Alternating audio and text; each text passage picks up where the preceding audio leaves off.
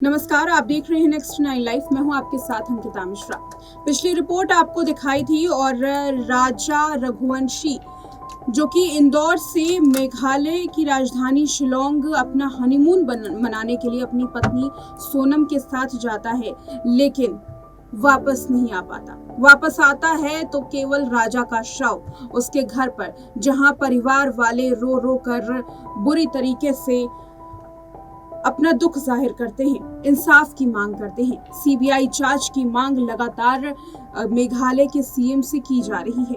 इसी बीच में जो लगातार खुलासे सामने आ रहे हैं, ये भी हैरान कर देने वाले हैं। इंदौर का एक कारोबारी जो अपनी पत्नी के साथ मेघालय जाता है, उसको लेकर ये कहा जा रहा है कि पूरी सोची समझी साजिश के तहत राजा रघुवंशी की जान ली गई।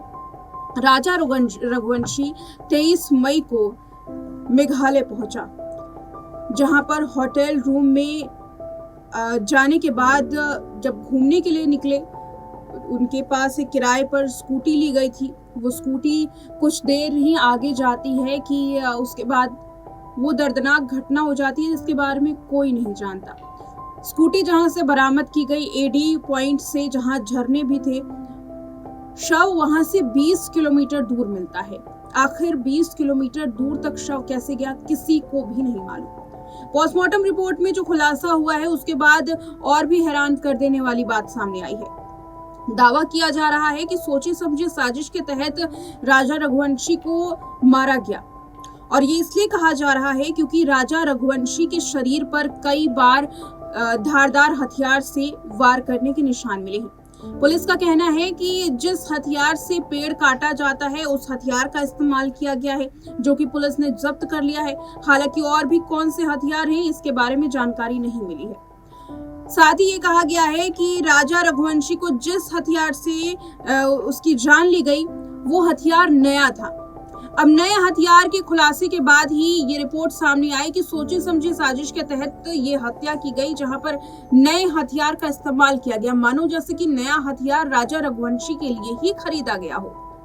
इस नए हथियार के खुलासे के बाद अब शक की सुइयां लगातार उन लोगों पर घूम रही हैं जो राजा रघुवंशी के साथ थे, यानी कि राजा रघुवंशी का गाइड और जो होटल्स के कर्मचारी है। तमाम ये शक की सुइयां जो है, पुलिस जो है पूछताछ कर रही है और ये जानने की कोशिश कर रही है कि आखिर कौन हो सकता है जो राजा रघुवंशी को जानबूझ करके जान लेने की कोशिश करेगा।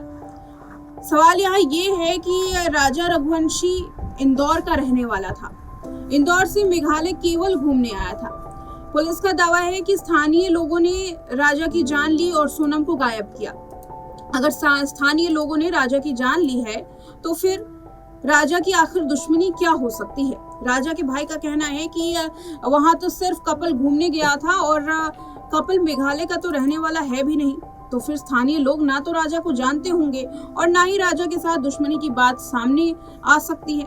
लेकिन पुलिस का दावा है कि ये पूरा मामला किसी तनातनी के बाद हुआ है, या फिर यूं कहे कि किसी स्थानीय लोगों से झगड़ा करने के बाद राजा रघुवंशी पर ऐसे हमला किया गया, सोच समझ के।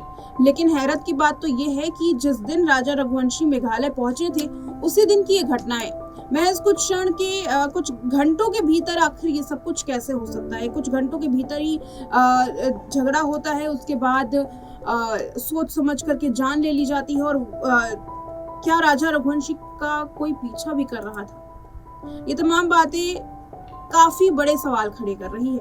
राजा रघुवंशी का जब शव मिला, 11 दिन बाद पूरी तरीके से सड़ चुका था। टैटू के जरिए राजा की पहचान हुई, और खाई में जब राजा रघुवंशी को फेंका गया तो उसके हड्डियों के टुकड़े हुए, कई टुकड़े। पोस्टमार्टम रिपोर्ट में तो दावा किया गया है कि चकनाचूर हो गई हैं हड्डियां।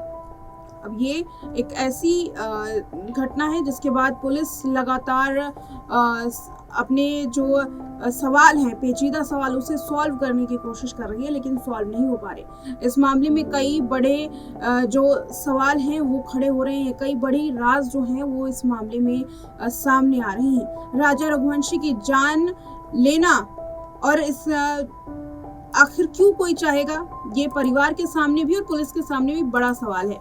राजा रघुवंशी का ये केस पुलिस के लिए भी अब एक बड़ी चुनौती बन गया है। तो वहीं दूसरी ओर परिवार का कहना है कि पुलिस इस पूरे मामले को दबाने की कोशिश कर रही है। सीबीआई जांच की मांग सीएम से की गई है। अब देखना यह है कि इतना पेचीदा केस होने के बाद क्या पुलिस पर ही ये केस रखा जाता है या फिर इसमें सीबीआई जांच का जो एंगल है वो सामने आएगा और कुछ बड़ी जो जानकारियां हैं वो निकल करके भी सामने आएंगी। इस रिपोर्ट में इतना।